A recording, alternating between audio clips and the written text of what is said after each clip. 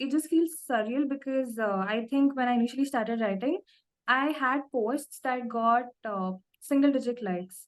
And I used to just sit there, look at myself, and maybe just go into that dubious state thinking, will I even be able to make it? But I think uh, being consistent and being disciplined has definitely helped me hit the mark. I think it feels great when your efforts are being acknowledged, when you're getting that appreciation, when you're getting the praises for all the efforts you put in. I think it's beautiful. I started writing because I felt it was therapeutic, but then Right. it turned out like this. I think one is the fact that I don't gatekeep anything. Like maybe let's just say how I grew my profile from 0 to 25K in 6 months. I've openly talked about the strategies and the solutions that have worked for me. Be it getting the inbound clients, be it getting the opportunities, be it getting to work with international people, or even being invited to talk shows, or even getting that reach or traction. I've discussed about everything. Second would be just diversifying my niches. So I still don't have a niche that I write in. I Right. write humorous content. I write about LinkedIn growth. I write personal stories. So I'm also planning to expand into marketing and branding because I've been keeping up with a lot of profiles and I'm seeing like it's doing great. So I think even when you sort of um, maybe just putting your perspectives about different things, and if you're expressing your opinions in different ways, I think it really sets you apart. Like, just don't stick to one niche, experiment, and also produce content in different niches. Definitely the one working with Vedika and Unnati. This has to be the best one, hands down. Uh, Talking about opportunities, I've got job opportunities from the recruiters themselves. Like I remember that there was a point in my life where I was getting ghosted by all these people. But now I've been getting them in my DMs. So they're Like they approaching just you message for they're approaching me. you for the Yeah, jobs. completely. Yeah, they're like, we have content/marketing roles. Are you up for it? I think you'd be a great fit. And I'm like, okay, wow, that's nice. That's Okay. one shift. Second, just getting messages from founders saying like, I would like to discuss about content strategy. Do you offer ghostwriting services? Do you offer SEO blogs? And so I've never really interacted with founders in real life. So Hmm. if someone who's way more senior than you, making it a point to notice at your profile and like slide into your DMs asking if you would help them, I think that's a very big deal. Huh. Why aren't you trying to write on or create on other platforms or blogs apart from LinkedIn? I actually used to write on Quora, so LinkedIn Oh, was not okay. my first venture. I think Yeah, me too. I Even I started started writing. up for. Awesome. Huh? So Yeah. I think I realized writing is my forte when my Quora kind of blew up. Oh, So I I don't know how, but 2.5K followers and 4 million views, and it just happened. I knew that writing was something that's made for me because I've tried so many other things. I feel like one myth, uh, I want to be very blunt here. Like people say that it's very hard to grow on LinkedIn. I think it's because they have a bias that this is a very professional platform and you need to post a specific type of content. But LinkedIn is like a playbook. You have you have Tapio, you have Clio, you have extensions, you have all these famous creators. Like they're not gatekeeping anything. At least if you take the top 1% creators, they're making it a point to spill all the beans. Like they write everything from A to Z. You don't even need a different course or a master class, or you don't even need to go and watch a YouTube video. If you yeah. just sit there and consume that page for like 10 minutes, I'm pretty sure you can write a post of your own. So LinkedIn is like that open book where you can see the person's growth and the person's uh opportunities. Like you can literally see how the visibility has grown from 0 to 100. Hmm. Can Yeah, yeah. So one definitely. So I'm an old school person. I don't really use a lot of AI tools and everything. But you? some of the tools that I use are Notes app, right? For just Right. writing whatever idea comes, just Yeah. write the ideas in Notes app. Second, you can use Claude if you think you want to refine the way you structure your posts and you want to present your ideology. You Dot can definitely dot use AI. Claude. Dot AI. Yeah, yeah, Claude, yeah. But you Okay. need to be very accurate with the prompts that you give. So the output depends on the prompts. So if you're Hmm. great at prompts, you can do that. You can also use Perplexity AI for writing. It's a great tool. You Okay. can use Taplio to figure out the creators in your niche and you can see Yeah. what post has worked well for them. You Hmm. can copy paste the post, study the structure, study the message, The and templates then you can gives just you dissect templates, it. right? Tablet gives you Exactly. templates. You can literally dissect it and you can publish it from your own profile. Yeah. But isn't it a Then little it's a expensive? little. Taplio is very expensive, right? Have you used it, Taplio? Yeah, I have used it. but mine was like a Expensive, like, limited because it was mm, expensive. But you have Cleo, there's a new tool called Reachify Me also. okay, So I was at the Christmas meet and I met the founder, and I think he told me that the subscription is for 400 rupees. So okay. maybe you can try that. Or even if you don't have any tool, just follow 10 people you like. Yeah, I love Vedika's content. I love Unnati's content. Okay. Alex Holmes is amazing. Justin Welsh is great. Hmm. And One more. Alex Hormozy, like, Okay. not really remembering, but there are a lot of people I follow. Jasmine Alec. Exactly. Yes. Oh, thank you Uh, so much. Yeah, Jasmine Malik, yeah. So yeah, yeah. these five, I think, for me. Awesome. And Vaishnavi Bhupalam, if you want to follow for right. To sort of put it out, one, you need to be a great storyteller. You need to be a good narrator. So everything that you weave, every content piece that you put out has to essentially be in a form of a story. So Hmm. let's just say, and also the kind of language you use.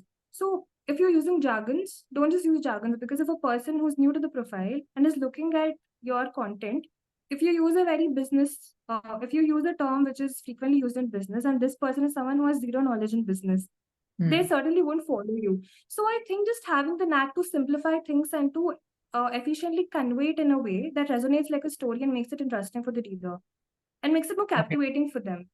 So I think that is one. Second, it's to express. It's the way you express. So Hmm. every writer has a motivation behind writing a certain post. But I Right. think the end value is delivered if the message that you intend to deliver It's is the thing. caught by the audience. Right. Yeah. So if you can tune your writing in accordance to that, I think that sets you apart. Lastly, I would say it's being versatile. I mean, if you are able to write different types of content, and I'm not talking about copywriting, script writing, all of that. I'm talking about writing in different niches. Like, so in ghostwriting, if you see, right, you'll have clients from different niches. Like one would be from finance, one would be from healthcare, one would be from construction. So you'll have a lot of different niches. So I think if you can capture the tone and voice of the person, and if you can, like, even if you don't have the knowledge, if you can produce content in those niches, that'll really set you apart. Just being versatile. Uh, do you think Yeah, women have an edge in creating content on LinkedIn or any yeah. platform? uh, okay, I think my answer might not be something very Hmm. okay. I don't know if you would like my answer, but Hmm. yeah, to be very blunt about it, women do have an edge. Hmm. And why do they exactly have an edge? Because I feel like even the visual appeal is very important in the content, right? It's Yeah. at the end of the day, it's not only the posts that you write, it's also the photos that go with it. So even so Instagram is one of the most effective ways to, monetize your audience. And why Instagram deals are working so well? That's because you're literally putting your face out there, you're putting your videos out there. And Yes. LinkedIn has given you a photo feature so that you put your photos out there. Hmm. And yeah, so maybe women are leveraging that. Maybe a lot of men are not doing that. Hmm. And even if So men put that's up one. photos, maybe nobody will like it. So they are like, no. Yeah. LinkedIn audience, honestly, for me, I think it's mostly been about experimenting. So it's been 6 months I've started writing, and in the first 3 months, I think if you would scroll on my page, you would find the most random content. You would find me ranting about things. You would find my unbiased opinions, my controversial posts, and Hmm. I think only now, because I was in Growth Square, because I know about ghostwriting, about writing, and about how things work. Because I've picked up a skill and I've started putting that consistently, audience are interacting with it. So maybe it's the knowledge that I'm giving through my posts, or it's about the strategies that I'm giving them. It's about the untold secrets, I guess, about certain things. Mhm. Like, how can you take your clients from 0 to 1,000 followers? What content strategy should your client follow? Or how can you monetize your LinkedIn? So anything like these that a lot of people don't talk about. So just don't gatekeep anything professionally. If there's anything that you can share, if you feel like even 1% of it the audience could take away, just do it. So even humorous content has worked well. Honestly, the LinkedIn algorithm is very unpredictable, but yeah, but Hmm. on no, I think the best way is to just write, and only after certain months you'll figure out what your audience is actually liking. I have a lot of failed posts, and I Hmm. feel like only now I'm beginning to understand their mindset, the opportunities that I've got on LinkedIn. So Okay. till date, I remind myself of everything that LinkedIn has given me, be it the paid brand collaborations, be it the clients, be it the opportunity to work with the best people in the industry. I'm like, so it has taken a lot of time for me to realize the fact that not every post will do well. Even if you spend 3 hours on a post Mhm. and you hit the publish button, it might end up getting 30 likes. But Yeah. on days, I've talked to a lot of people and they've told me this. That they just write for the sake of writing in 5 minutes, they just write something and And post that does really that well. is yeah. Yeah. So you cannot predict. You just have to be persistent, and I think that's life in everything. Just be persistent. How Hit would you tell post. I have yourself? a very weird coping mechanism. So I wait for 1 hour max. So I have like a set target in mind. If Mhm. I feel like the comments are less, the engagement is less, I just delete the post. Right. And maybe my way of dealing with it is like, okay, maybe we are still experimenting. Maybe this time is not right. So Mhm. more than focusing on why it happened, I try to figure out solutions. Like, okay, maybe the posting time was not right. Maybe I have a lot of dead connections in my profile, or maybe this content is not something that's going to work on my profile, or maybe my hook was bad. So I think when you focus on the solutions, you'll rectify a lot of things. Like there is no use if you just look at the incident and feel bad. Like just think about the solutions. Think about what can be better. Yeah. So Much. coming to the final two But questions. yeah, there have been days where I've gone like I've alienated myself from LinkedIn. Like I've not even opened LinkedIn because I was that depressed. There have been days like just stay Yeah. away from it. Take a Yeah. break if it's really Yeah. me. It Simple. doesn't really matter to the audience, right? If you take a break for a while, I don't think it makes a huge No, difference. no, definitely. Mhm. In fact, I know a person and she also openly made a post about this. She was inactive for a month and she Mhm. gained like 500 followers. Oh, 0 to 5,000 in 2 months. Mhm. Okay. One, just don't start writing yet. I wish someone told me this when I started writing. So maybe block out like 30 days. First Okay. thing is revamp feed. You need to understand a lot of things in LinkedIn because even now, like I'm figuring out a lot of things. It's not like I know everything about LinkedIn. I'm learning things, I'm unlearning things. So first thing is to just consume feed on LinkedIn. You need to understand how it works. You need to know the structure of the posts. You need to know what kind of posts perform well. You need to know what's the algorithm. You need to know what kind of content would boom on LinkedIn. You just cannot go there and start writing. Like don't just start yapping on LinkedIn. Mhm. Study, network with people, revamp your feed, follow creators, remove all your dead connections, filter your content list, and also seek inspiration. Like, okay, you want to write cool, but what do you want to write about? What do you want to be known for? What is your niche? Figure out all of this, and this is not going to come just in a day. You need to give yourself a month. Network with people, send them sample posts if you can, get the feedback, maybe have like a prototype of your posts, and optimize your profile. Just don't post right away. Maybe work on your banner, work on your profile, work on your experience, and then maybe plan your content strategy well.